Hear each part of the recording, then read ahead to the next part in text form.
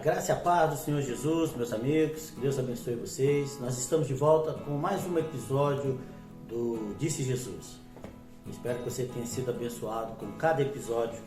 E no episódio de hoje nós vamos falar do chamado dos apóstolos e a instrução de Jesus para os apóstolos. Nós vamos fazer isso em 3 episódios. Nós vamos falar sobre o chamado, a instrução para os apóstolos em 3 episódios. Em Mateus capítulo 9, a partir do versículo 35, e os próximos episódios em Mateus capítulo 10.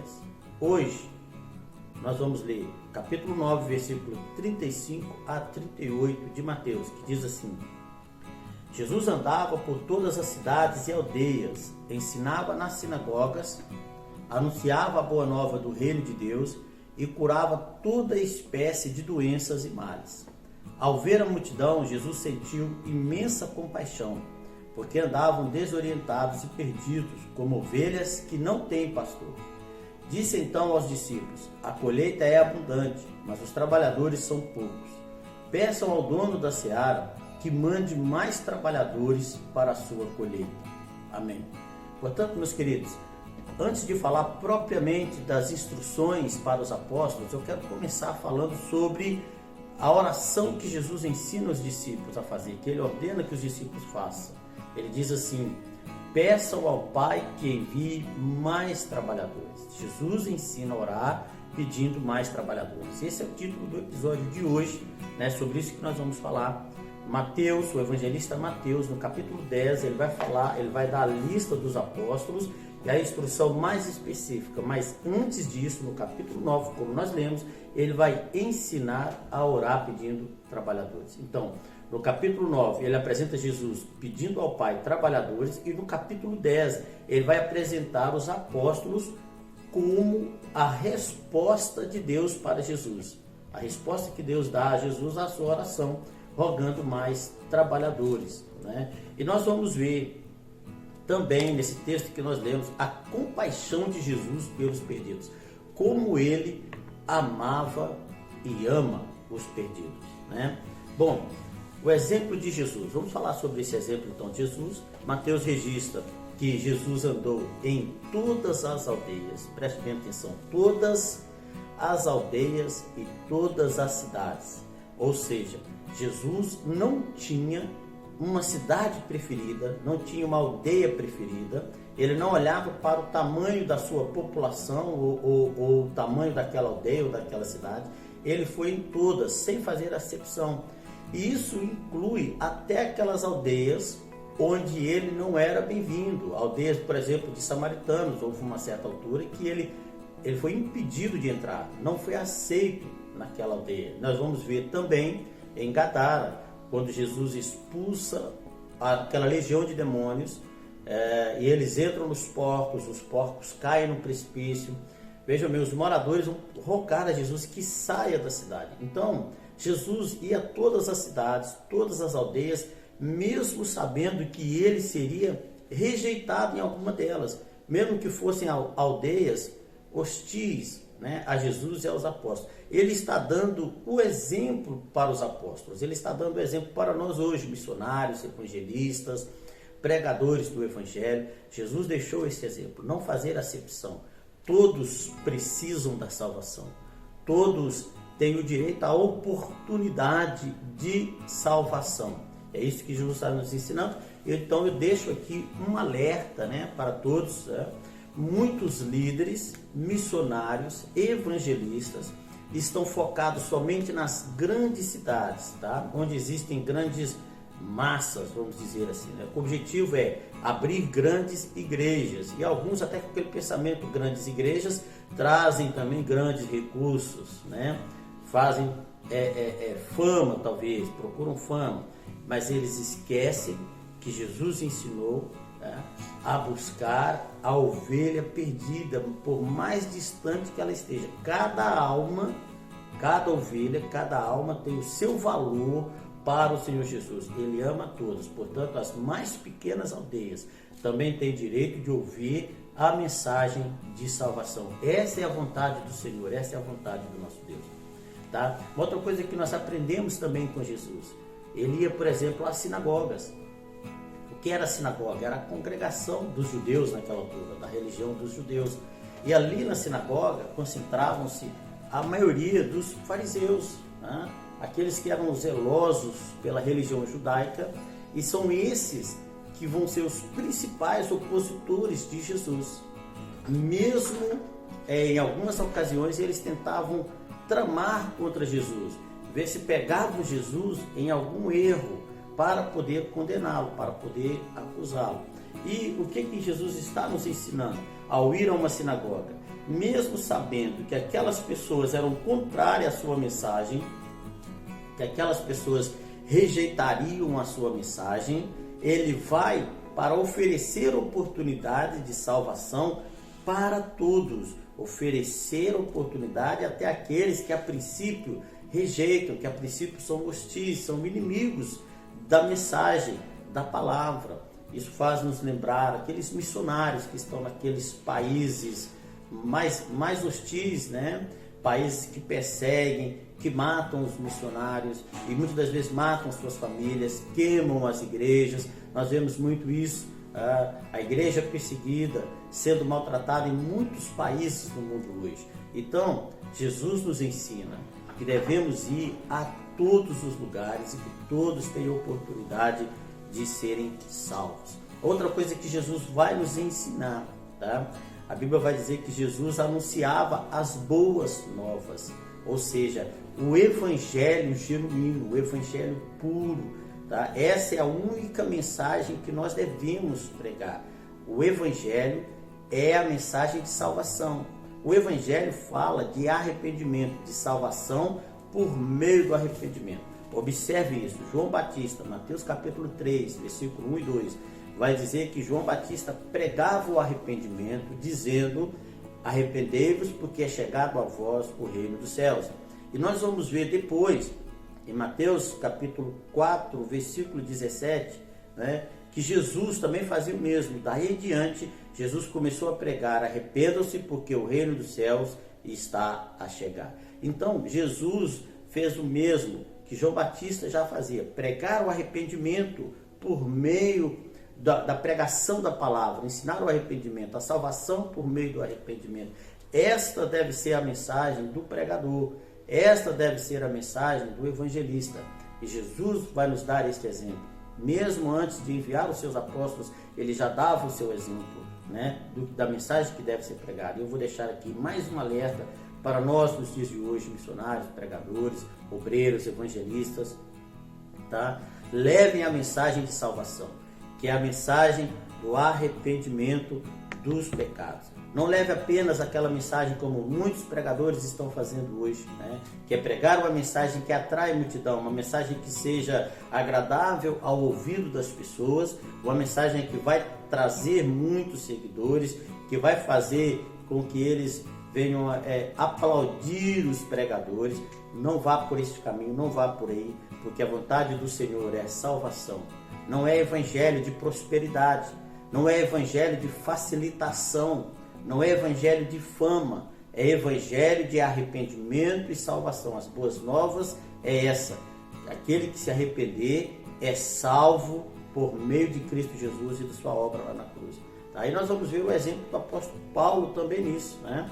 Paulo foi o apóstolo que mais fez viagem missionária, foi a países diferentes, longínquos, com línguas até diferentes, sem discriminar nenhum povo, tá? Paulo pregou a judeus, a romanos, a escravos, a livres, a gregos, a homens e mulheres. Ele pregou a toda a gente. Paulo também pregava nas sinagogas. Quando Paulo chegava em uma cidade, o primeiro lugar que Paulo ia era numa sinagoga, para pregar aos judeus, mesmo sabendo que a cada cidade que Paulo ia, os judeus tramavam contra ele, perseguiam, mentiam contra ele, para poder também acusá-lo, assim como fizeram com Jesus. Mas Paulo segue o modelo de Jesus. Ele vai até aqueles que são seus perseguidores, aqueles que vão rejeitar a mensagem. Por que Paulo faz isso? Porque Paulo sabia que todos tinham o direito de ouvir a mensagem de salvação, para depois fazer as suas próprias escolhas. Nós vamos ver 1 Coríntios, capítulo 2, versículo 1 a 5, a pregação de Paulo.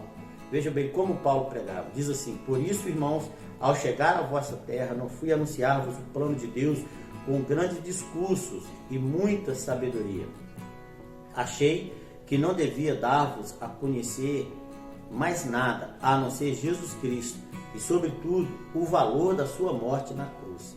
Entrei no vosso meio como um homem sem forças, cheio de medo e ansiedade, e a minha mensagem, a minha pregação, não foi marcada pela persuasão da sabedoria humana, mas pela manifestação do Espírito e do poder de Deus, para que a vossa fé não se apoiasse na sabedoria dos homens, mas no poder de Deus. Aleluia. Então Paulo pregava Cristo, somente Cristo, e debaixo do poder de Deus, que é o Espírito Santo, a unção do Espírito Santo. E este é o exemplo que Paulo nos dá. É assim que Jesus fazia. Jesus pregava também debaixo do poder do Espírito Santo, da unção do Espírito Santo. Observe que a Bíblia vai dizer, diz que nós lemos que Jesus curava todas as pessoas. Ele curava o corpo, ele curava o espírito, ele fazia uma obra completa na vida das pessoas. E Jesus fazia isso debaixo do poder do Espírito Santo. Em Atos capítulo 10, versículo 38, vamos ver o seguinte: sabem igualmente que Deus ungiu a Jesus de Nazaré com o Espírito Santo e poder.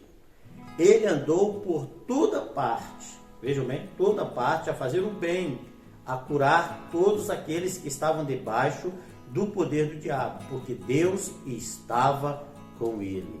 Então ele pregava, ele fazia o bem, ele operava milagres, ele estava cheio do Espírito Santo, cheio da unção do Espírito Santo, pregando o Evangelho, e Deus ali através de Jesus fazendo milagres, curando enfermos, fazendo paralítico andar, fazendo cego enxergar, surdo ouvir, libertando os cativos de Satanás e ressuscitando até os mortos. Louvado seja o nome do Senhor Jesus.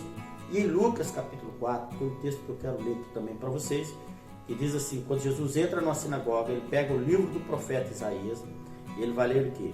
O Espírito do Senhor tomou posse de mim, por isso me escolheu para levar a boa nova aos pobres. Enviou-me para anunciar a libertação aos prisioneiros, para dar vista aos cegos, para pôr em liberdade os oprimidos, para proclamar o tempo favorável da parte do Senhor. Aleluia. Jesus cheio do Espírito Santo. Esse é o Espírito que tem que estar sobre os pregadores, sobre os cristãos, sobre os mensageiros do Senhor Jesus. Ele os envia também cheios do Espírito Santo para curar as pessoas, para libertar as pessoas, para pregar a salvação, aleluia, dos perdidos. Bendito seja o nome do Senhor Jesus. E a outra coisa que nós vimos foi a compaixão de Jesus. A Bíblia diz que ao olhar para a multidão perdida, Jesus sentiu grande compaixão. Essa expressão aqui, grande compaixão, ela me chama a atenção, porque ela não fala de um sentimento passageiro, né? Nós temos o hábito, talvez, de vermos algum acontecimento triste, algo que seja triste, nós sentimos aquela pena, né? Ficamos, que pena, sentimos uma tristeza até passageira, né?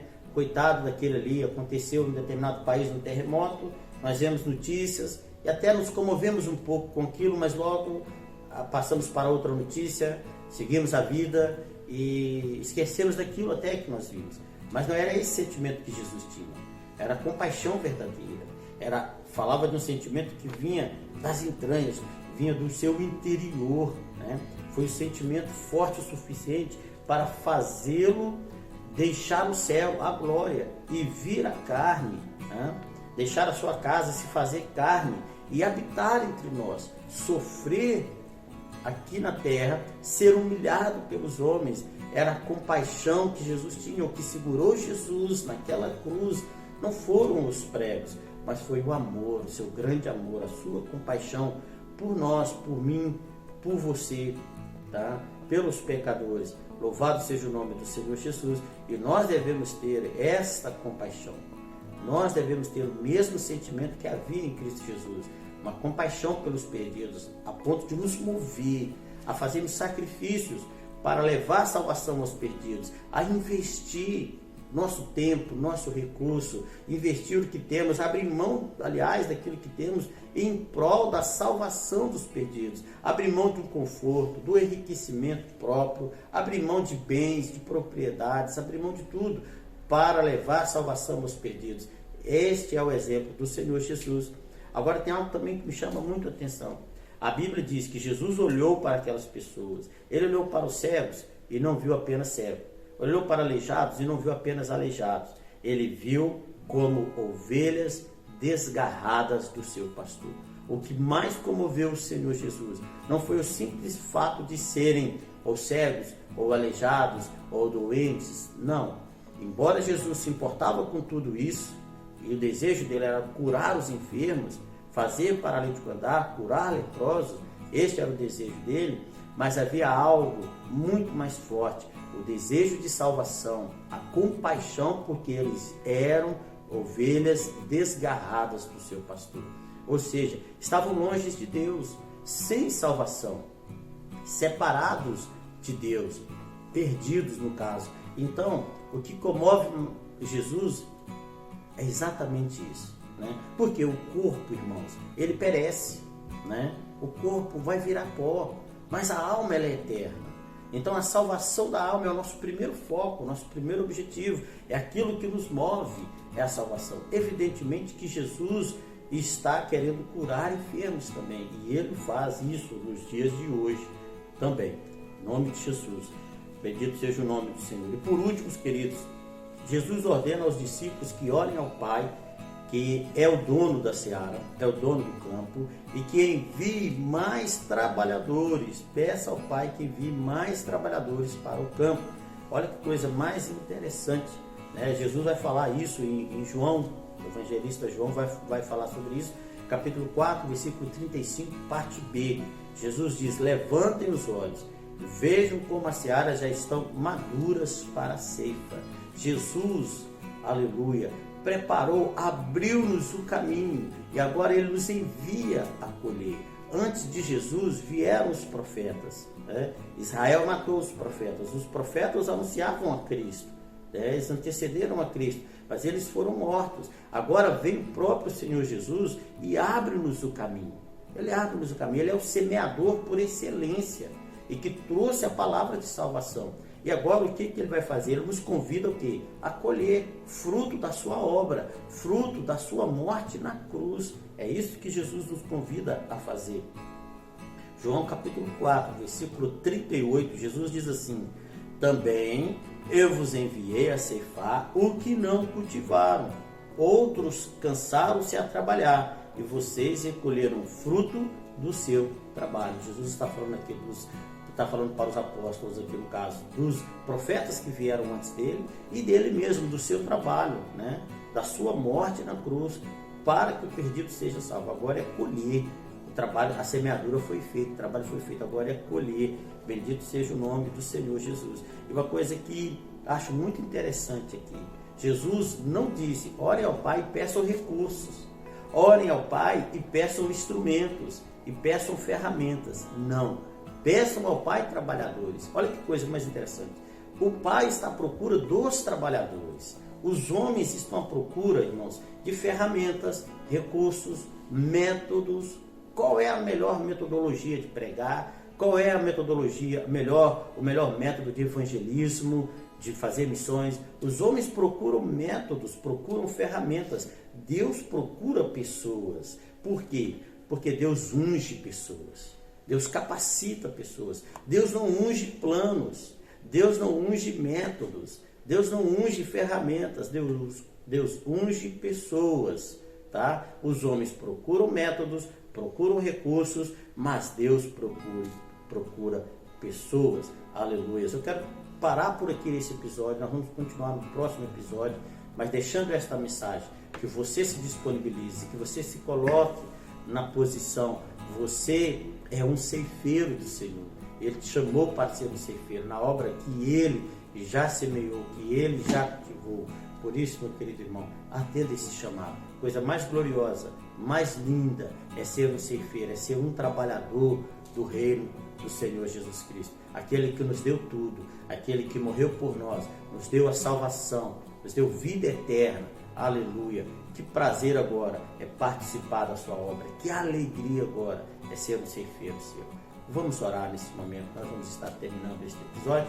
Pai querido, em nome de Jesus, eu te agradeço, porque o Senhor, ó Pai querido, nos deu salvação em primeiro lugar, perdão dos nossos pecados, ó Pai querido. E agora, Senhor, nos convida a sermos ceifeiros, nos convida a dar continuidade à tua obra. E a tua palavra nos diz que se crermos, faremos obras ainda maiores. Obrigado, Senhor, porque nos deste o teu poder, o Espírito Santo, para fazermos as obras do Senhor, continuarmos as obras que o Senhor já começou nessa terra. E a minha oração, Senhor, é que o Senhor levante ceifeiros nessa terra, Pai querido, que o Senhor levante, ó Deus querido, ceifeiros que vão a todas as aldeias, que vão a todas as cidades, com o único propósito de pregar arrependimento e salvação aos perdidos. Por isso, Deus, eu oro agradecido, em nome de Jesus.